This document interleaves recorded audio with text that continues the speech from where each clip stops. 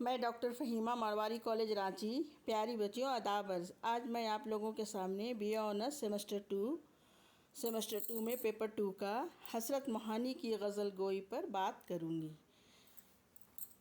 تو حسرت موہانی موہان میں پیدا ہوئے. ان کا پورا نام سید فضل الحسن تھا اور تخلص حسرت تھا. اسی مناسبت سے حسرت موہانی کہلائے. موہان ہی میں 1881 میں پیدا ہوئے. ابتدائی تعلیم گھر پر ہوئی. مزید تعلیم کے لیے علی گڑھ آئے اور یہیں سے بی اے کیا. شعر و ادب کے علاوہ سیاست کی طرف بھی مائل ہوئے. علی گڑھ کی مقامی سیاست میں بھی حصہ لیا. یونیورسٹی انتظامیہ عموماً ان سے ناخوش ہی رہی اور وہ بار بار معطوب ہوئے. حسرت نے تعلیم کی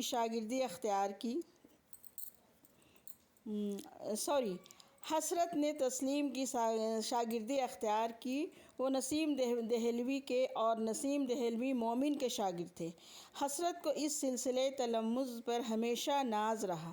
ملاحظہ ہو ان کے یہ اشعار: حسرت تیری شگفتہ کلامی پر آفریں، یاد آ گئیں نسیم کی رنگین بیابانیاں. حسرت یہ وہ غزل ہے جسے سن کے سب کہیں، مومن سے اپنے رنگ کو تو نے ملا دیا. حسرت کی زندگی کے دو رخ ہیں، ایک شاعر و ادیب کا کہ نہایت اہتمام سے شعر کہتے ہیں، نکات سخن لکھ کر اردو ادب کی خدمت کرتے ہیں، پابندی سے رسالہ نکالتے ہیں. دوسری طرف سیاست سے کسی طرح کی کنارہ کشی نہیں کرتے، مزاج میں بے باکی اور صاف گوئی ہے. اس لیے خلافت کانفرنس، کانگریس ہو یا مسلم لیگ، کوئی انہیں برداشت کرنے کو تیار نہیں. بہرحال وہ اپنی راہ چلتے رہے. مکمل آزادی کا ریزولوشن پیش کرنے والا یہی علی گڑھ کا مرد مجاہد تھا. اور حسرت کا مطالعہ ہم دیکھتے ہیں بہت وسیع تھا. اردو اور اردو کے علاوہ فارسی شعراء کے کلام کا انہوں نے تنقیدی نظر سے مطالعہ کیا تھا. ان کے کلام میں اساتذہ کا رنگ جھلکتا ہے مگر ان کی آواز صاف پہچانی جاتی ہے. وہ حسن پرست بھی ہیں اور عاشق مزاج بھی. ان کا عشق خالص عشق مجازی ہے جس میں کسی حد تک حوصناکی بھی شامل ہے. مومن کی غزل کی طرح کلام حسرت میں بھی عشق کی ساری کیفیتیں اور حسن کے سارے روپ نظر آتے ہیں. حسرت نے سیاسی شاعری بھی کی لیکن فکر، فلسفہ، پیغام جیسی چیزیں ان کے مزاج سے کوئی مناسبت نہیں رکھتیں. وہ اپنی شاعری کے لیے صرف ایک پہلو اور سب سے جاندار پہلو کا انتخاب کرتے ہیں اور وہ ہے عشق. سمجھ گئیں؟ وہ ہے عشق.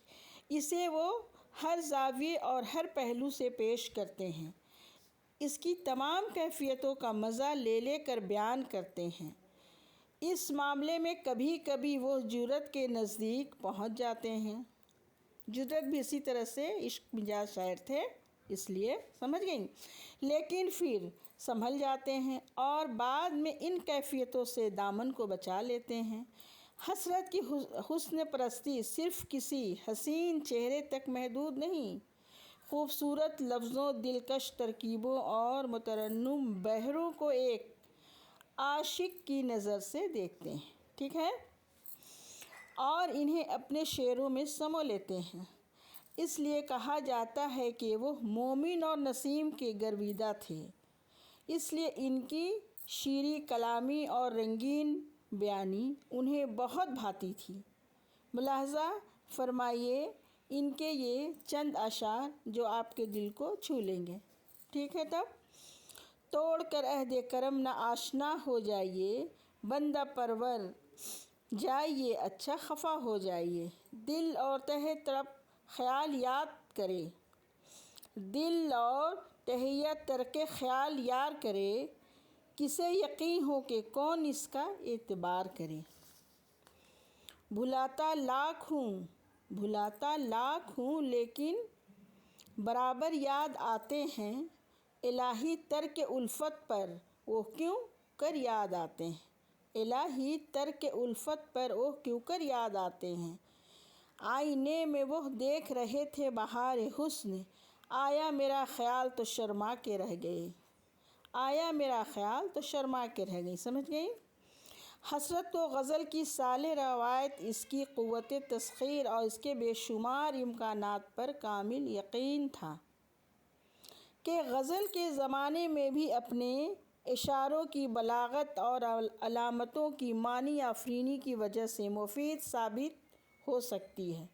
چنانچہ حسرت نے اپنے تنقیدی خیالات کے ذریعہ غزل کی افادیت اور اہمیت واضح کی اور غزل میں انقلابی اصلاحات کر کے اس کی ساکھ کو دوبارہ بحال کیا اور اسے ایک پروقار لب و لہجہ عطا کیا۔ ان کی غزلیں ان کے خیالات کا عملی ثبوت ہیں۔ یہی وجہ ہے کہ حسرت کی غزلوں کا مطالعہ کرتے ہوئے ہمیں اس گھٹن اور اکتاہٹ کا احساس نہیں ہوتا جو بہت سے قدیم شعراء کی غزلوں کو پڑھتے ہوئے ہوتا ہے۔ ان کا یہ شعر ملاحظہ فرمائیں: شیریں نسیم ہے سوز و گداز میر، حسرت تیرے سخن پہ ہے لطف سخن تمام، غالب و مصطفی و میر و نسیم و مومن، طبع حسرت نے اٹھایا ہر ایک استاد سے فیض۔ یہی وجہ ہے کہ حسرت کی غزلوں میں ہمیں مصطفی، مومن اور میر کے خیالات اور لب و لہجہ کے اثرات واضح طور پر نظر آتے ہیں۔ خاص طور سے مصطفی کی غزلوں کا احساس رنگ اور نشاط آمیز کسک کی جھلک ہے۔ غزل کی عام روایت کے مطابق حسرت کی شاعری میں مرکزیت موضوعات حسن و عشق کو حاصل ہے، لیکن ان کا عشق قدیم غزل گو شعراء کے عشق سے یکسر مختلف ہے۔ سمجھ گئیں؟ ان کا عشق رسمی کسی بیمار ذہن کا عشق نہیں، یہ ایک صحت مند ذہن کا عشق ہے جس کا اظہار غزل کی قدیم روایت کا نبھانے کے لیے نہیں کیا گیا ہے بلکہ اسے زندگی کی ایک حقیقت کے طور پر پیش کیا گیا ہے۔ حسرت کا عشق واضح طور پر راضی و مادی ہے، اس میں جسم کی خوشبو اور جنس کی مہک ہے، لیکن ان کا عشق لکھنوی شعراء کی طرح جنسی تلذذ اور ابتذال کی حدوں میں نہیں داخل ہوتا۔ سمجھ گئی؟ حسرت کی فطری شرافت اور مشرقیت ان کے عشق کو ایک معصومیت اور پاکیزگی عطا کرتی ہے جس سے ان کے یہاں جسم کی پکار کے ساتھ روح کی پکار ہم آہنگ ہوتی ہوئی دکھائی دیتی ہے۔ یہی وجہ ہے کہ ان کے خارجی بیانات اور حسن کی مختلف کیفیات کی مصوری ہمارے ذہن میں وہ گھٹن نہیں پیدا کرتی جو داغ اور جرأت کے شعروں کو پڑھتے ہوئے ہوتی ہے۔ سمجھ گئی؟ یہ ملاحظہ ہو ان کے اشعار: سوتے ہیں جو دیکھا تھا رخ یار کا عالم، آنکھوں میں خنکی ہے اسی نور سحر کی۔ سوتے ہیں جو دیکھا تھا رخ یار کا عالم، آنکھوں میں خنکی ہے اسی نور سحر کی۔ حسرت حسن و عشق کی نفسیات سے اچھی طرح واقف تھے۔ بھری محفل میں آہستہ سے ہاتھ دبا دینا یا راستے میں چلنے پر ہونٹ کاٹنے کا تذکرہ وہی شاعر کر سکتا ہے جو عشق کے تجربات سے خود گزرا ہو۔ حسرت کی غزلوں میں غم کوشی اور ہرما نصیبی کے بجائے ایک رجائیہ اور نشاطیہ لہر واضح طور پر ملتی ہے۔ حسرت کو زندگی کے روشن امکانات پر اعتماد تھا، اس لیے ہمیں ان کی زندگی اور شاعری میں مایوسی کے بجائے ایک تربیہ اور نشاطیہ آہنگ اور زندگی کی راہ میں پیش آنے والی مصیبتوں پر اظہار رنج و الم کے بجائے تبسم کی چاندنی چھٹکی ہوئی نظر آتی ہے۔ سمجھ گئی نا؟ وہ رونے بسرنے والے شاعر نہیں تھے، ٹھیک ہے۔ ان کا یہ شعر دیکھیے، اپنا سا شوق اوروں میں لائیں کہاں سے ہم، اپنا سا شوق اوروں میں لائیں کہاں سے ہم، گھبرا گئے ہیں بے دلی ہم ربا سے ہم۔ حسرت کی غزلوں کی کامیابی کا راز صرف ان کے موضوعات، ان کے جذبے کی صداقت اور ان کے خلوص و سادگی کے جوہر ہی میں مضمر نہیں ہے،